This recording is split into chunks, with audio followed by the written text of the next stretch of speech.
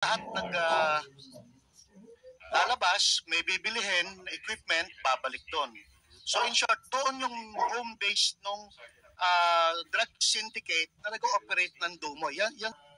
Kung si Alan Lim na nung may kaso sa Cavite is the same person as the Alan Lim that we have in the Farmalimes and in the pictures with the president, the former president rather.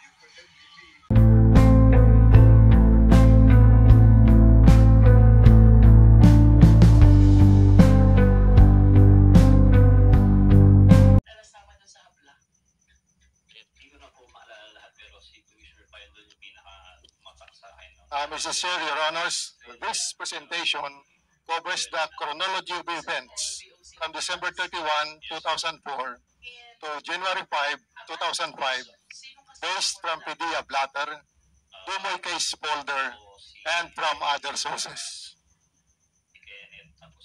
On the screen are the locations of the Dumoy clandestine laboratory, location of 2 warehouses, and Arlene apartment, all in Davao City.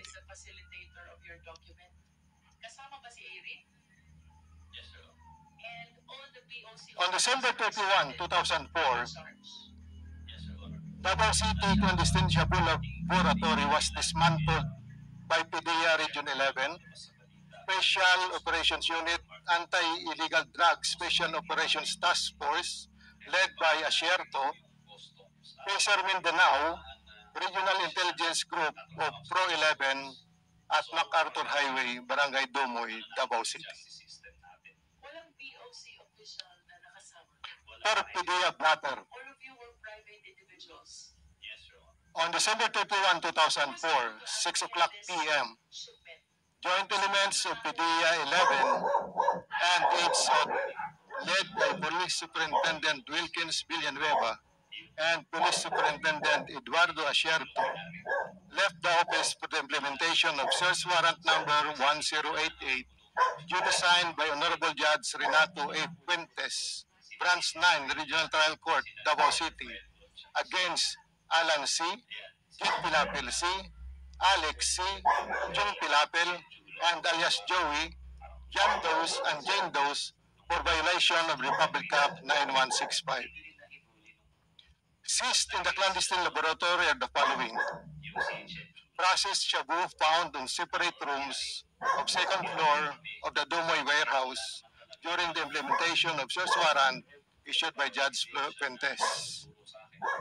Processed shabu on its final stage of drying, assorted precursors and chemicals found on the ground floor, rotary evaporator found in one of the room and mixers used on the early stage of the production. 6 foreigners died during the shootout. So if Kenneth Dong is the one who should process the release of this container. On the screen are the pictures taken in Dumoy clandestine laboratory on January 1, 2005.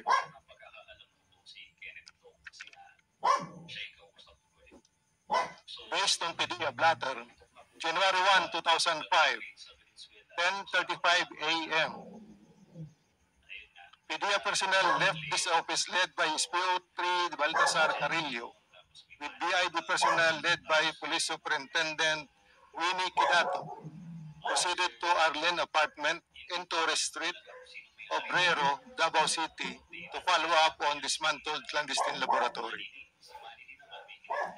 Still on January 1, 2005, 11 o'clock a.m., PDEA personnel and BID personnel returned office and endorsed the following persons, namely Jed Pilapil C., 29 years old, Lin Lu C., 63 years old, Tony Lu, 42 years old, Lim King Shu, 64 years old, John Pa C., 56 years old, Yashu Gu, 40 years old, Zen Wen Tun, 18 years old, Lu Shi Xiao, 14 years old, Carlos C., 28 years old, Kyle Lanora, 46 years old, Alan Lim D., 34 years old, Ren D., 15 years old, Irene T. Dolar D., 39 years old, one Filipina, that is Jed Pilapil C, and the half Chinese national, $10 DC. The rest are Chinese nationals. They were endorsed to PDEA Region 11 for questioning and later released under custody of BID, Regional Office 11, Davao City. January 1, 2005, at 7 o'clock p.m., Police Senior Inspector Panpilo Cañete, Philippine National Police, escorted Jed Pilapil C. at Barrio Obrero, particularly in Arlen's apartment, Lacandula Street, Barrio Obrero, Davao City. Placed in certification that Jed Pilapil C. was released from the custody of PDEA in good physical and mental condition. Still based on PDEA blatter, January 4, 2005, 11:45 a.m. Joint elements of PDEA Region 11, AIDSOT, and RIID, or Regional Intelligence and Investigation 11, led by Police Superintendent Wilkins Villanueva, Police Superintendent Asierto, and Police Superintendent Aquino, respectively left this office for the implementation of Search Warrant number 1091 in Agdao, Davao City. Still based on PDEA blatter, the subject of Search Warrant number 1091 in Agdao, Davao City are Alan C., Carlos C., Jed Pilapil C., Jong Pilapil, and Alex Kim for violation of Republic Act 9165. The operation resulted in the dismantling of the chemical storage facilities and the confiscation of assorted controlled precursors and essential chemicals and equipment. On January 4, 2005, 12:50 p.m., SPO3B Carillo endorsed the living person of one Jed Pilapil C in good health and good physical condition. January 4, 2005, Carlos C. was turned over to duty custodial guard in PDEA. That is at 2:20 p.m. Still based on PDEA blatter, January 5, 2005, 12:35 p.m. PDEA operatives left the office bound to Bunawan area, Davao City, to conduct anti-drug operation. Air scrubber, laboratory equipment used to mask the foul odor emitted during the initial stage of the process found at the Politex Industrial Corporation compound in Bunawan, Davao City, owned by Alan C. This photo was taken on January 5, 2005, after the anti-drug operation in Bunawan Warehouse, Davao City. That ends my presentation. Thank you. Okay, thank you, Yusek Kumban. At clarification lang, why are you saying it's blatter? Wala bang report sa PDEA? Bakit laging PDEA blatter? At that time, sir, we are not yet linked to computers, so it is in the blatter, always in the blatter. So all anti-illegal drug activities that time were hindi pa what do you call this, hindi pa PDEA ang nag-store ng mga reports. We have still the PDEA register at 2002, but the personnel there in PDEA are all load from the Philippine National Police. Let me ask si former DG of the PDEA, Wilkins Villanueva. So when did you assume as Director General of PDEA? I was appointed May 22, 2020, Mr. Chair. 2020. Yes, But Mr. in 2004, during that raid, you were already an operative of the... I was the regional director of the PDEA Regional Office 11. So PDEA ka na nun. At the same time, PACER kasi ako nung police passer ako noon eh. What is PACER? PACER, Police Anti-Crime Emergency Response.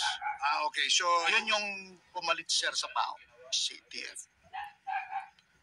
okay. So PACER, which also covers drugs.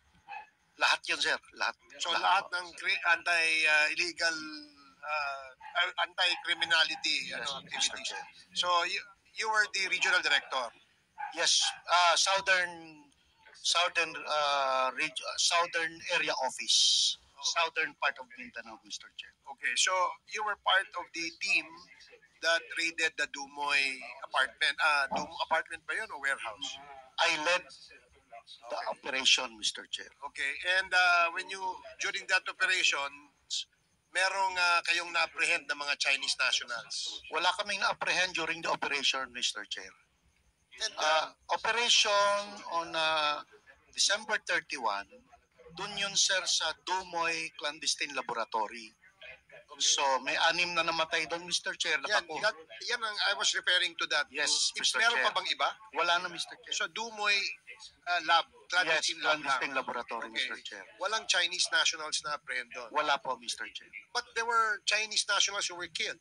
That was on Arlene Apartment. At Arlene Apartment, Mr. Chair, kung saan doon nakatira yung grupo na, yun yung unang nilapagan, Mr. Chair, ng grupo na galing sa Maynila na we received information from the USDEA that Chinese nationals were arriving at Davao City.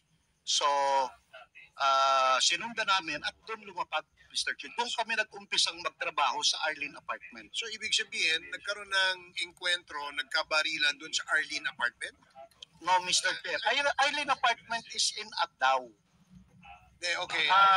Residential yon, Mr. Chair. Okay, listen, DJ, my question was, doon sa Dumoy ba, na clandestine laboratory, may na-apprehend na mga Chinese? Wala po, Mr. Wala. Chair. Tinuro mo yung Arlene apartment. So I thought that you were explaining to me that the Chinese that were apprehended inside the Arlene apartment. Tama ba yun? Yes, Mr. Chair. So doon sila hinuli. Buong apartment yun, sir. Isang linyang apartment. Lahat ng Chinese doon, sir, pinagkano namin. So, yun na nga. So lahat ng Chinese doon sa linya ng apartment na yon, according to you, ay hinuli nyo Yeah, for questioning, Mr. Chair. for questioning. Now, I noticed in the list of the names of the Chinese nationals there, meron dong 14 years old tsaka isang 15 years old. Hindi ko na matandaan kasi yung mga... Can we show again the please? Can we show the list of the names at Comsec? Kasi merong 14 tsaka 15. So, ang ibig sabihin, lahat sila, ginather nyo dun sa Arlene apartment, pati yung 14 tsaka 15-year-old, tinanong nyo rin, in-interview nyo rin. In-interview, Mr. Chair. And then, do you still recall ano yung nangyari dun sa interview nyo? Yung, we just want to find out yung relation ng mga isa't isa doon, sir. Kasi yung syndicate is kumuha ng 3 bahay, 3 pinto sa apartment. Doon sila lahat lalabas, may bibilihin, equipment, babalik doon. So in short, doon yung home base ng drug syndicate na nag-ooperate ng Dumoy. Yan sir. Yan yung whole area ng Arlene apartment. Diyan kami dinala galing sa airport. And this apartment, Mr. Chair, was the subject also of our previous operation, pero hindi nag-prosper. So, alam namin itong apartment na ito. In fact, Mr. Chair, nagpapasok pa kami ng, nagpa-employ pa kami ng tao dito, Mr. Chair, para araw-araw meron kaming lookout as katulong ng one of the apartments, Mr. Chair. So, what we did, lahat ng naandon na Chinese looking na nagre-reflect sa aming mga surveillance camera, pinag-i-invite namin, Mr. Chair, to find out more doon sa post-operation investigation. At hindi ko na matandaan yan, Mr. Chair, eh. Kasi sama-sama yan. Kasama ba dyan yung 6 Chinese nationals that were killed? Wala, Mr. Chair, kasi you shoot, una sa shoot sila namatay, sir, eh. Doon sa Dumoy Laboratory, this was after the operation sa Dumoy Clandestine Laboratory, Mr. Chair. Okay, so ibig sabihin, yung namatay na 6 plus ito, yan yung mga Chinese na nandiyan dyan. Nadaan doon, Mr. Chair. Okay. So, I was given an information that after the Dumoy raid, I think ikaw din yata nag-lead itong team na to, you went to a CDO Cagayan de Oro warehouse to make a follow-up. Tama ba yan? Yes, Mr. Chair. That was after the conduct of operation investigation. Ibig sabihin, Mr. Chair, lahat ng basura doon, tiningnan natin, lahat ng karton, tiningnan natin yung mga kung saan galing, tinuro ngayon kami sa Cagayan de Oro City, Mr. Chair. Do you remember the exact address of the Cagayan de It Oro? was on a warehouse, Mr. Chair. Yung meron kasi rentahan ng warehouse sa Cagayan de Oro na pinaparentahan each and every warehouse. Doon namin nakita yung iba pang laboratory equipment. Ang thinking ko, Mr. Chair, is after sa Dumoy Laboratory, mag-establish sila na another laboratory Sa sa Cagayan Cagayan de de Oro. Oro. Okay. Do you recall kung sino may-ari ng warehouse? Same, Johnson Chua, Mr. Johnson Chair. Chua rin. Yes, sir. So, ang ginagawa kasi modus nila, Mr. Chair, is pag naubos na yung chemicals sa isang area, hindi na sila maglilipat. Kukuha na naman ng bagong chemicals doon sa ini-establish nilang laboratory. So, hindi sila natapos dito dahil na-stop na nga sir yung operation nila. If you can see doon sa presentation nila, there was another warehouse doon sa Agdao naman, Mr. Chair. Naka-ready yon for that clandestine laboratory. This clandestine laboratory, Mr. Chair, is just 5 days old. Yung Agdao. Yes, no, in Dumoy. Kasi from the start of the manufacture, 5 years, kaya walang nang nailabas doon, Mr. Chair. Walang nailabas na gamit or drugs doon dahil naagapan namin. Otherwise, uubusin nila lahat ng chemicals na naandun sa Agdao na warehouse. And also, doon sa Polytex naman. Kasi kung makikita nyo, merong malaking air scrubber doon, Mr. Chair, doon sa Polytex, sabi Bunawan, yun yung ilalagay nila sa Cagayan de Oro. And they will be building a bigger laboratory, bigger than that in Dumoy, Mr. Chair. So,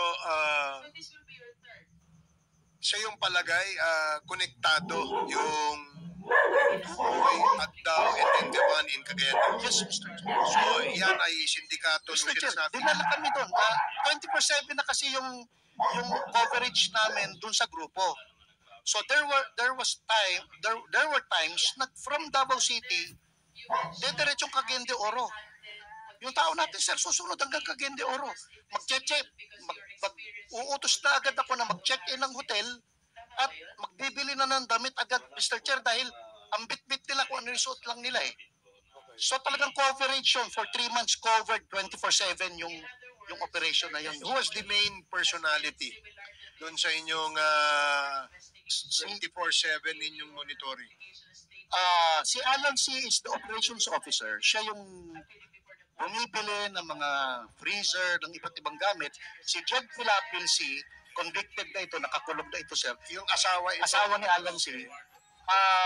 Kasama rin sa bumibili ng gamit. And si Jong Pilapil, kapatid ni Jed C., ganun din, sir. Procurement officers. So, si Jed Pilapil, si Pilipino yan, no? Yung Jong Pilapil ay Pilipino. rin yan. Ang asawa niya ay si Alan C., Alan who C. is a Chinese national. Yes, Mr. Now, Chair. ang ibig niyo sabihin, yung Dumoy, Agdao, and Cagayan de Oro, si Alan C. And family yan. Walang ibang personality na involved. Maybe a financier or the owner of the warehouse, yung mga ganyan. Anong... We believe, Mr. Chair, si Alan C. is only in Cagayan de Oro base. Siya yung operations officer doon. But ang main player doon is si Johnson Chua. okay. Yun yung Johnson Chua that was presented as the alleged mastermind. Yes, Mr. Okay. Chair. Siya rin yung nag-rent doon sa Cagayan de Oro City. For the information of the body, Mr. Chair, binayaran nila yung Cagayan de Oro City ng warehouse cash 1 year. Pero hindi pa nila tinirahan yun. Naglagay lang sila ng mga gamit doon, Mr. Chair. And na-recover niyo yung mga gamit. Yes, Mr. Ano Chair. yung mga gamit? Ganun din, sir. Kung ano yung nakita mo dito sa laboratory, So, ganun din yung Ang ano yun? Pang laboratory. Laboratory, na shabu. ano, sir. Okay. So, is Johnson Chua a Chinese Filipino or I believe Chinese? he's Chinese national, Okay. Mr. Chair. So, what are the other information you have gathered kay Mr. Johnson Chua? Ganito kasi ang Mr. Chair we were overwhelmed. Konti lang ang PIDEA noon. Yung HSOT ni Colonel Asierto is 6 lang sila, sir. Isang team lang sila eh. Overwhelmed talaga kami ng trabaho. Now, yung nakita na namin, Mr. Chair, na nagdadry na sila, on the drying stage na sila, sir,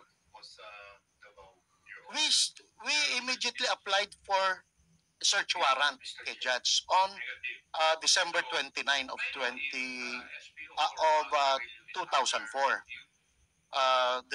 The search warrant was granted by Judge Fuentes. So initially, ang tutok ng buo, konti lang kami no, sir, less than 28 lang ang PIDEA nun sa Region 11.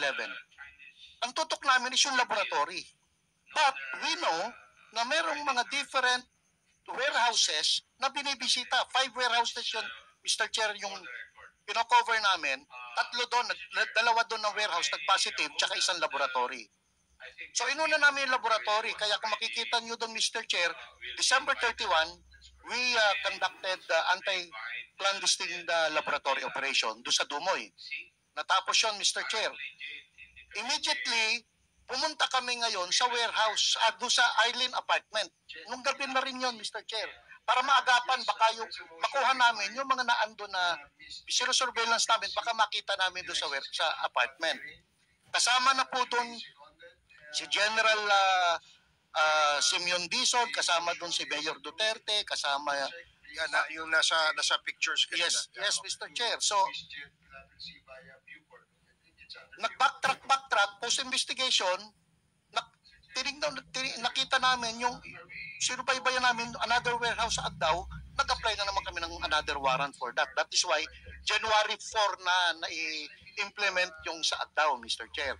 And then another warehouse or yung Polytex, Davao Polytex International, doon namin nakuha naman yung scrubber.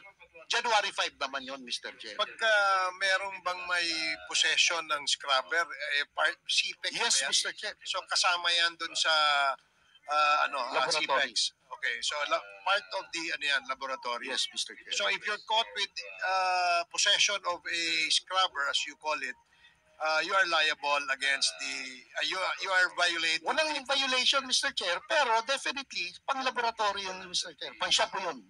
Okay. So wala ba ibang gumagamit ng scrubber? Wala po. Okay. I don't know if this is a coincidence. Kasi when you made a follow-up operation sa Cagayan de Oro, dun sa warehouse na yon, do you remember where the location of the warehouse is? Hindi mo na matandaan? Hindi ko na ma-recall, Mr. Chair, pero dun sa... Hindi.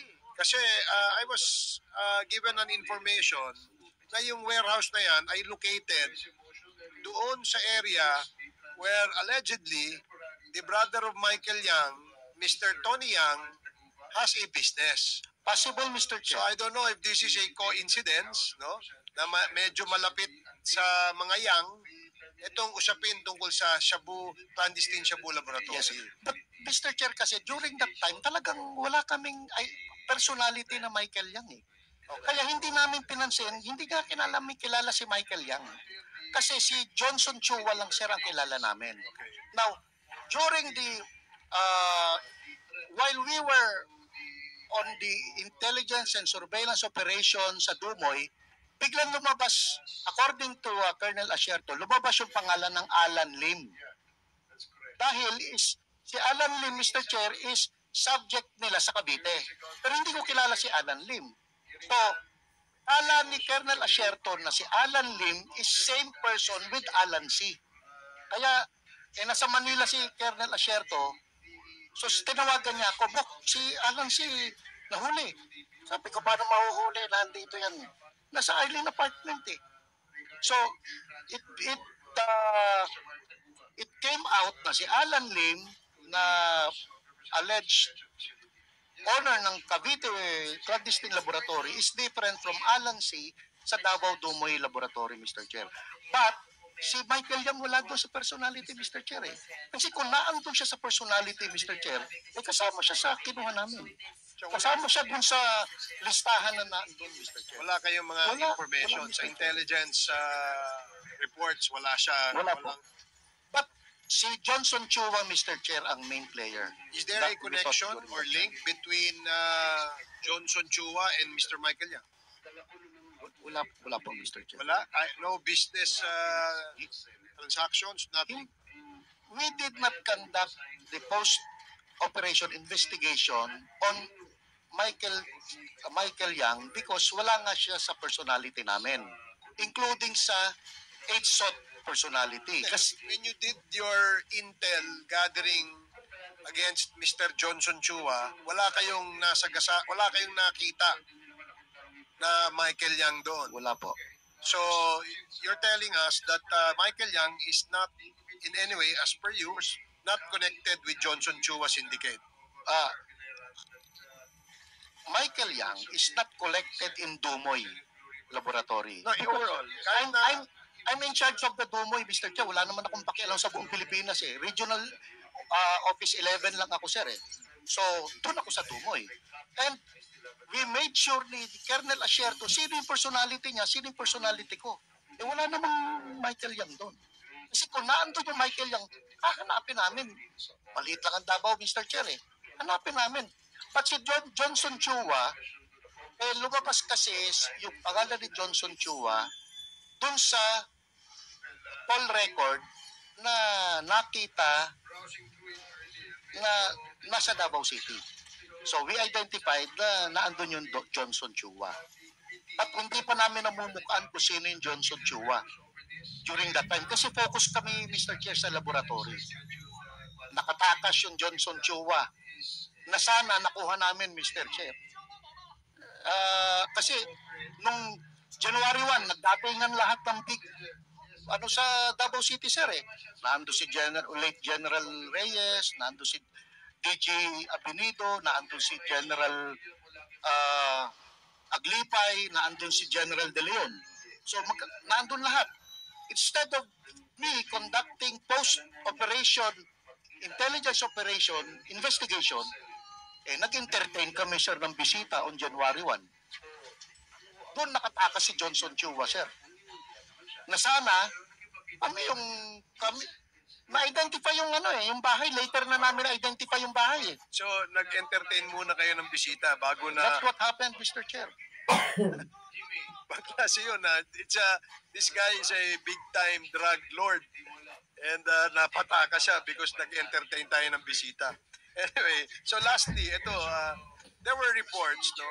According to, if I'm not mistaken, I heard it dun sa statement ni Mr. Las Cañas, na itong mga Chinese nationals na nahuli, ay tinanong siya, tinanong sila, nasan yung inyong passport? Yung inyong para ma-ascertain yung identities itong mga to. And they mentioned the name na nasa boss namin. Si Mr. Michael Yang. So, and that actually is the information na nakuha ng informer.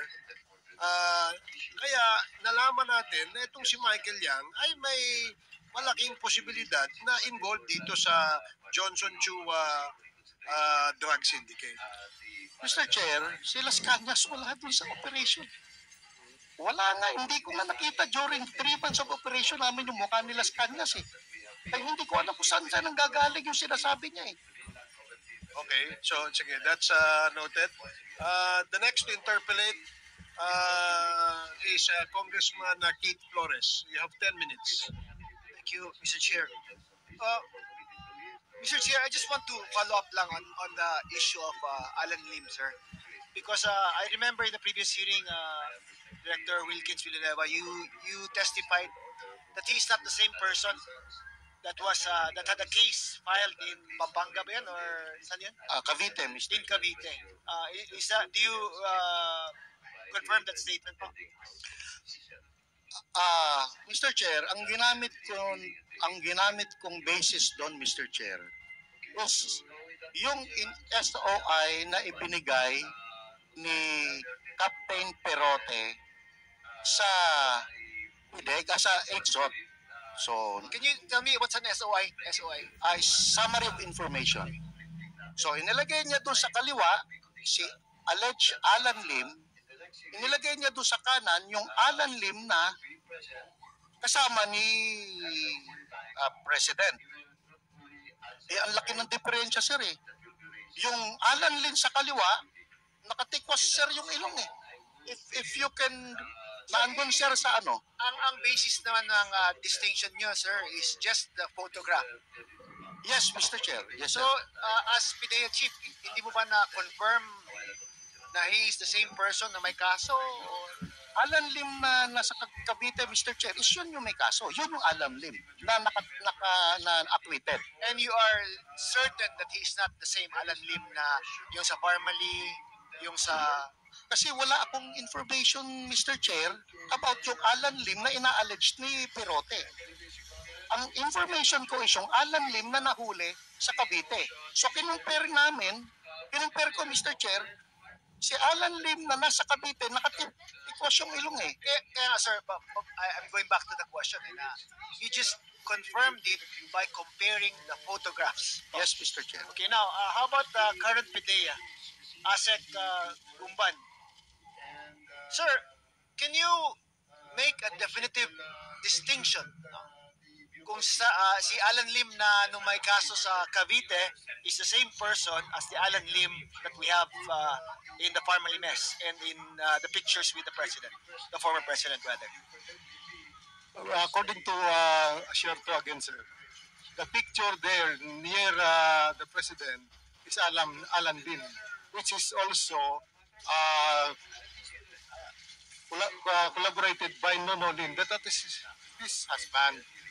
That is the Pero other than the allegations of Asierto, wala kayong ibang ebidensya po?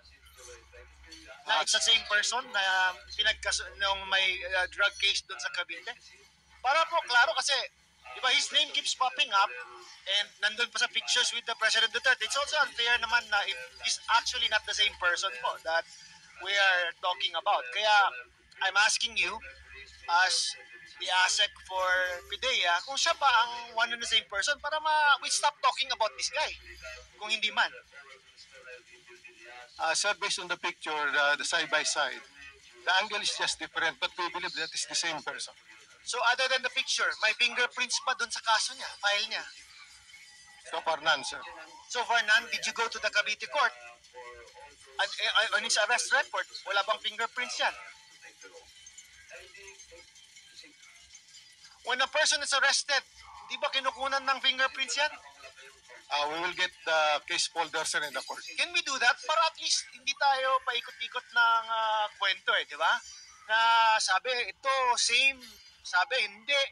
And we're dragging other people down just because of certain allegations of certain persons, like the allegations of Colonel Asierto. Para klaro tayo, sir.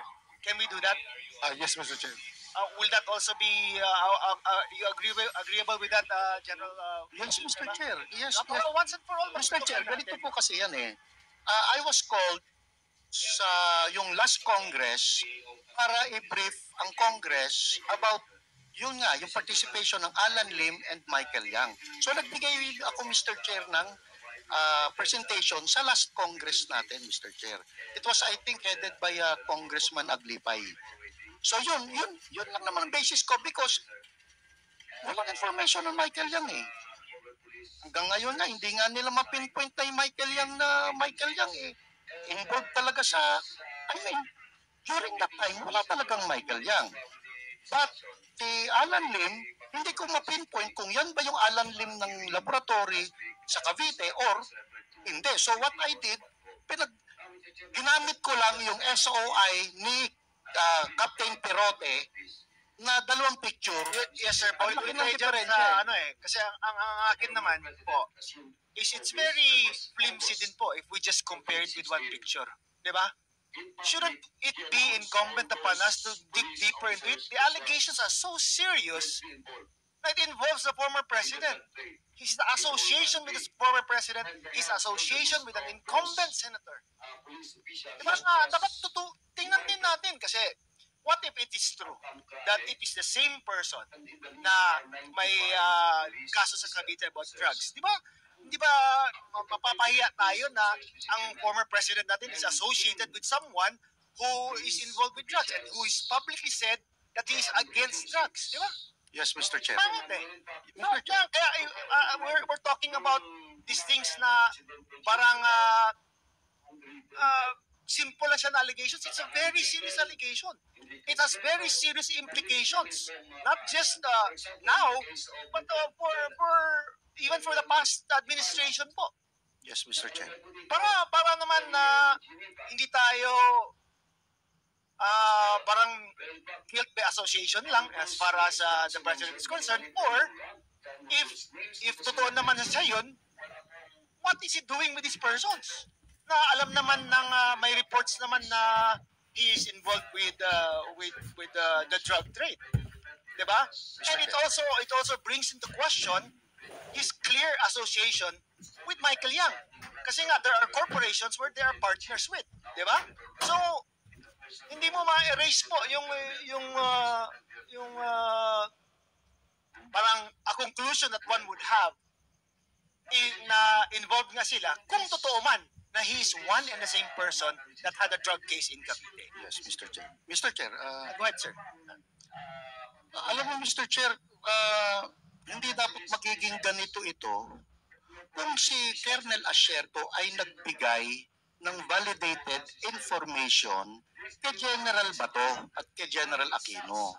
Kasi yung interview mo, Madam Luistro, about Colonel Asierto, ang sabi lang niya, galing sa informant ko. So, yung information ni Michael Yang is coming from informant of Colonel Asierto. As an operative, meron akong informant, dapat ako ang nag-lay down ng validation sa information na ibinigay sa akin. Hindi ko yan ipapasa kay Chief PNP at kay PDEA kung raw pa ang information. Sir, I agree with you na wrong nga yun. But would you also not agree with me na serious allegations like that brought to you as a Chief PNP, aksyonan mo rin dapat, di ba? Hindi mo na ipatulog dyan na parang wala lang, di ba? Dapat you should have done something about it. Then, it puts into question din, bakit hindi inaksyonan ni Senator Bato yung report niya, Senator, regardless of the fact na raw information lang yun. Because it's serious yung allegations eh. Yes. Kasama ng presidente. Economic advisor ng presidente is in close relations with someone who has a drug laboratory in Cavite. Yes, Mr. Chair. Now, again, if I were to ask you, if you were the Chief PNP, binigyan ka ng raw information, would you have done something about it? Mr. Chair, ang gagawin ko doon, Mr. Chair, ikaw ang nagbigay ng information, gawin mong intelligence yung information mo. Kasi yung information mo is not an intelligence. It's not actionable. Okay. So, ang sasabihin ko sa kanya, Oy, Asierto, gawin mong intelligence yung information mo. Huwag mo akong utusan. Ginawa ba yun ni Bato? Hindi ko alam, Aba, Mr. Chair. based on the allegations of Asierto, hindi nga siya kinausap ni Bato about that report eh. You yourself said, if you were Chief PNP, investigahan mo yan. Di ba? At least you do something about it. Yes, yes. Not just forget about it. Yes, Mr. Chair.